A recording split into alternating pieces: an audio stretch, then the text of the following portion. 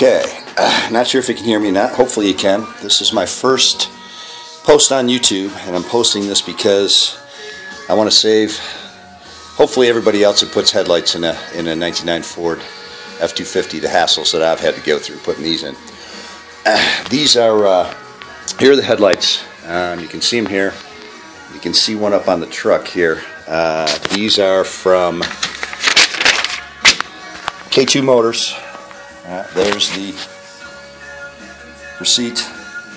These are LED headlights with, halogen headlights with LED halos, angel eyes. I'm upgrading these on the truck because, if anybody owns that out there owns a 99 F-250, you know that the headlights yellow out. And once you start scrubbing them, you can make them last a little while, but they just get worse and worse. So, unfortunately, when I got these headlights, there was virtually no instructions. Let's walk back here. It's my messy garage, sorry. The instructions were no more than a copied piece of paper. Alright. I'll pull that up here if I can. Bear with me. There we go. Alright, it's just a halogen, or just a copied piece of paper, as you can see.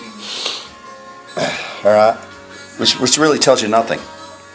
It tells you virtually nothing about taking off the whole old headlights, putting on the new. You got to take off the, of course, the turn signal and the running lights, and it mentions something about removing the bumper. So, what I'll do is I'll start getting into this, and I'll see what we can do to help people out. First thing here, if you look down here, hopefully you can see, kind of tough in the sun here, but there's two clips, one here and one here. Alright, here, hopefully you can see that you got to take off first, okay? And they're easy to take off here, so I'll pause this and I'll get these off and we'll be right back. Okay, we're back on here. Actually, what I'm going to show you is a week later. I actually changed the way I wanted to do this. I actually installed the new headlights, and I'll show you those in a second. I'm going to kind of work backwards to show the install. I think it's going to be easier to show you that, and maybe a little bit quicker, more quicker. So here's the new headlights. You can see they are pretty good looking, although I don't like the quality of these, but they're nice. If you can get around all this junk here, they are nice looking headlights. Certainly a nice upgrade, but I had a problem in that, hang on a second, after I installed the new ones, and I'm going to start the truck up here, or at least I guess I don't need to do that at all. I just need to turn the lights on. I'll turn the lights on. I pulled it in the garage here because I have to turn the lights on for what I'm going to do, but you can see with the lights on, you got the LEDs on the side, the angel eyes, you can see here on both sides, and that's pretty much what I wanted for the upgrade. But as you can see here, and I'm not sure if you can see this or not because the headlight's on, but this angel eye for the low beam is not working, although it kind of looks like it's working with that light on. But after I got them installed, let's turn just the running lights on here. After I got them installed, there you can see that better. You can see that angel eye, that one angel eye, is not working. So what I'm going to do is take this side off. I ordered a resistor pack and a new LED for the angel eye. I thought that'd be easier than taking these all off or turning the old ones and putting them back in. The company was nice enough to to send me a resistor pack right away. And we're going to install that right now, and I'll show you kind of in reverse how to put these lights in at the same time, and that should cover everything. So I'm going to pop these lights off quickly, and again, we're back to these clips here, which I showed you just a minute or two ago. Same clips for the new lights. And I'm going to get these off. This is the tool that I had to make. You need a bent awl, and I happen to have a screwdriver with a couple 90-degree bends on it. That it was just a excuse me, a cheapy screwdriver. I just filed off the crosshead end with the Phillips end with a grinder, so it would work like an awl. And what you have to do is, if you look at the video for these, it shows it a lot better than I can here, but this is why this is so important. You have to get down in here on these little clips and turn this. I